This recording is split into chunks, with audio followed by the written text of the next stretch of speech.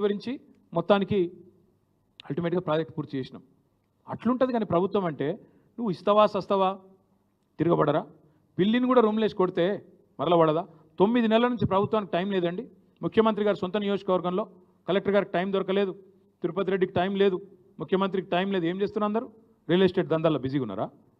అందుకే అంటున్నా నేను, కుట్ర జరిగింది అంటే నిజంగా చెప్పాలంటే ఒక అడుగు ముందుకేసి చెప్తా ఉన్నా. మేము కూడా చూసినాం వీడియో నిన్న. నేను ఇంకొకటి అడుగుతా బ్రదర్, ఐజీ ఎట్లా మాట్లాడుతున్నా నాకు అర్థం కాదు. దాడి జరిగిందని కలెక్టర్ చెప్తుండే, దాడి జరగలేదు అంటుండు. కలెక్టర్ దాడి జరగలేదు అంటాడు, దాడి అనద్దానిలే, దాడి జరగలేదు అన్నాడు. నాకేం కాలేదు, దాడి జరగలేదు అన్నాడు ఆయన. మరి ఈయన దాడి జరిగిందని ఎట్లా చెప్తాడు? ఒక జిల్లా కలెక్టర్ ఏమో దాడి జరగలేదు అంటాడు, దాడి ఏం కాలేదంటాడు. ఈయన దాడి జరిగిందంటాడు. కుట్ర ఎక్కడిది అప్పుడు? ఇంకొక అడుగు ముందుకేసి చెప్తున్నా నేను. మేము కూడా చూస్తున్నాం అసలు ఇది నిఘా వ్యవస్థ వైఫల్యం. కలెక్టర్ను మరి ఆయన గన్మెన్లు ఎడవేయినరు, పోలీసు వాళ్ళు ఎడవేయినరు. ఏమైనా జరిగితే వెంటనే ముందు ఆపాల్సిన ఎక్కడ పోయినరా? నేను ఒక్కడు కనబడలేదు.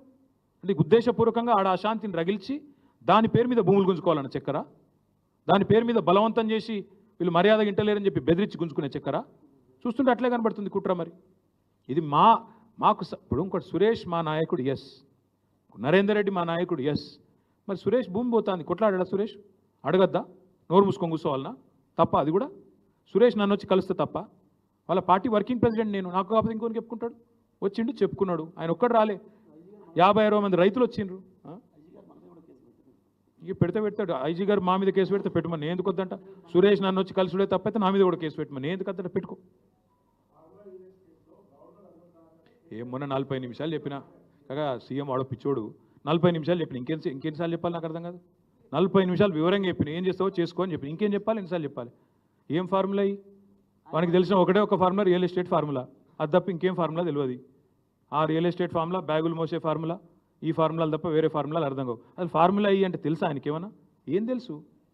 ఏం మాట్లాడతాడు? ఊకే ఒకటేనా? ఇక ఇంకోటి బ్రదర్, నేను ఇంకోటి యాద్ చేస్తున్నా మీకు. 11-12 నెలల్లో మీకు కూడా బోర్ కొట్టాలి. అరే ఓ రోజు కాళేశ్వరం స్కాము, ఓ రోజు ట్యాపింగ్ స్కాము, ఓ రోజు డ్రగ్స్ స్కాము, ఓ రోజు ఇంకో స్కామ్. ఇవేనా ఊకే కథలిగా? రైతులేంది, వాళ్ళ గోసేంది, భూములు గుంజుకునుడేంది, రైతు బంధు ఎగ్గొట్టుడేంది, తులం బంగారం ఏడవాయే, 6 గ్యారంటీలు ఏడదొచ్చినాయి. దీని గురించి అడుగుడు లేదా మీడియా కూడా? మేము తేరగా దొరికినా మమ్మల్ని అడుగుతారు, వాని ఎందుకు అడుగుతలేరు? మీరు ఎవరు బ్రదర్? ఓకే, మేము అగ్రెసివ్ పోతలేం నువ్వు అంటున్నావు. ఎక్కువ తక్కువ మాట్లాడుతున్నావు నాళ్ళు అంటారు. మరి మేమేం చేయాలి? కేసులు పెట్టవాటి మేము అగ్రెసివ్ బ్రదర్. మీరు పొమ్మంటే ఇంతకంటే ఎక్కువ అగ్రెసివ్ పోతాం. కానీ మీకు కొద్దిగా మా మీద నిరుత్సాహం ఉన్నట్టుంది, ఇంకా అగ్రెసివ్ పోతాం. తొందరపడదు. ఓకే డెఫినెట్గా మా పార్టీ తరఫున లగిచెర్ల పోతాము, తప్పకుండా రైతులకు అండగా నిలబడతాము. నిన్న మా నాయకులు మధుసూనాచారి గారు, శ్రీనివాస్ గౌడ్ గారు, మా పట్నం నరేందర్ రెడ్డి, అవినాష్ రెడ్డి గారు, వీళ్ళందరూ పోతే, మా ఎమ్మెల్సీలు నవీన్ కుమార్ రెడ్డి గారు అందరూ పోతే అరెస్ట్ చేశారు. తప్పకుండా పోతాం. ఆ లగిచెర్ల రైతులకు మేము అండగా ఫిజికల్గా నిలబడతాం, ప్రత్యక్షంగా ఉంటాం. వాళ్ళు న్యాయస్థానాల్లో కూడా వాళ్ళకి న్యాయం జరిగేదాకా కొట్లాడతాం. అది కూడా చెప్తున్నాను. ఇలా ఒకటి మాత్రం పక్క, పీడిత వర్గాల పక్షాన, ఎవరైతే అణగారిన వర్గాలు ఉన్నారో వాళ్ళ పక్షాన మేము నిలబడతాం. అక్కడ ఉన్నదంతా గిరిజన రైతులు, వాళ్ళ భూములు పోతున్నాయని మొత్తుకుంటుందంతా ఇవాళ లంబాడ రైతులు. వాళ్ళ కండగా మేము ఖచ్చితంగా నిలబడతాం. నేను చూసిన LHPS వాళ్ళు కూడా స్టేట్మెంట్ ఇచ్చారు, నేను స్వాగతిస్తున్నా. లంబాడ హక్కుల పోరాట సమితి నాయకులు కూడా స్టేట్మెంట్ ఇచ్చారు, నేను వెల్కమ్ చెప్తున్నా. వాళ్ళకు కూడా నేను తప్పకుండా వాళ్ళని కూడా కలుస్తా, వాళ్ళతో కూడా మాట్లాడతా, వాళ్ళ కండగా నిలబడతా, మా పార్టీ నిలబడతా. ఇంకొక మాట మీరు ఒకటి చూడండి దయచేసి, ఇది ఒకటి చాలా ఇంపార్టెంట్ పాయింట్ మా వెంకటేష్ గారు గుర్తు చేస్తున్నారు. ఒక రైతుని నేను ఇంటర్వ్యూ ఇచ్చిండు అక్కడ. ఇలా ఒక BRS వాళ్ళే లేవు, కాంగ్రెస్ వాళ్ళ పొలాలు ఉన్నాయి, బీజేపీ వాళ్ళవి ఉన్నాయి, అందరి ఉన్నాయి, పొలాల కాడ పార్టీలు ఏందా అని చెప్పి ఒక పెద్ద మనిషి రైతు. మీరు చూడండి వీడియో.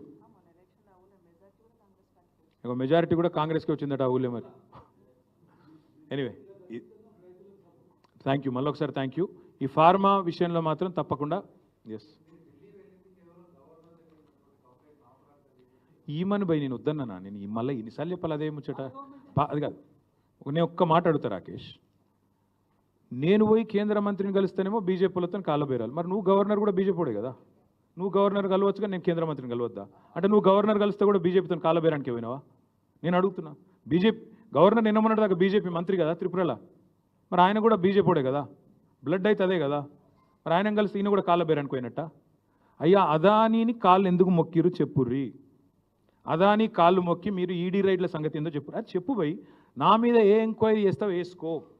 నేను చెప్పిన ఇంకా మీ ప్రెస్ కూడా దయచేసి ఒక్కసారి నేను మలేషియా పోయినో లేదో కూడా చూసుకోవాలి కదా పోయి మీరు పోకముందే పోయిండని రాస్తే ఎట్లా మీరు మా అన్న పోయిండు నేను పోలే అరే ఆయన పోతే నన్ను కన్ఫ్యూజ్ అయితే ఎట్లా ఇట్లా ఆయన గడ్డ ముందు నాకు లేదు అది కూడా చూడరా మీరు ఆఖరికి నేను పారిపోయినాను రాస్తారు ఎందుకు పారిపోతే పోయి నాకు అర్థం కాదు ఢిల్లీకి పోతే నేను ఎందుకు పోయినా అమృత్లో రేవంత్ రెడ్డి బామ్మర్ది భాగవతం చెప్తేందుకు పోయినా అది కూడా తప్పేనా పక్కా బామ్మర్దుల భాగవతాలు అల్లుళ్ళ భాగవతాలు రేవంత్ రెడ్డి గారి అన్నదమ్ముల భాగవతాలు కొండల్ రెడ్డి తిరుపతి రెడ్డి జగదీష్ రెడ్డి అనుముల కుటుంబం యొక్క కుంభకోణాలు గొలుగూరి కుటుంబం కుంభకోణాలు ఇవన్నీ బయట పెడతానే ఉంటాం మీరు రాస్తూనే ఉండరు దయచేసి మీరు మీరు మీరు రాసుడు బంద్ చేయకూరి థ్యాంక్ యూ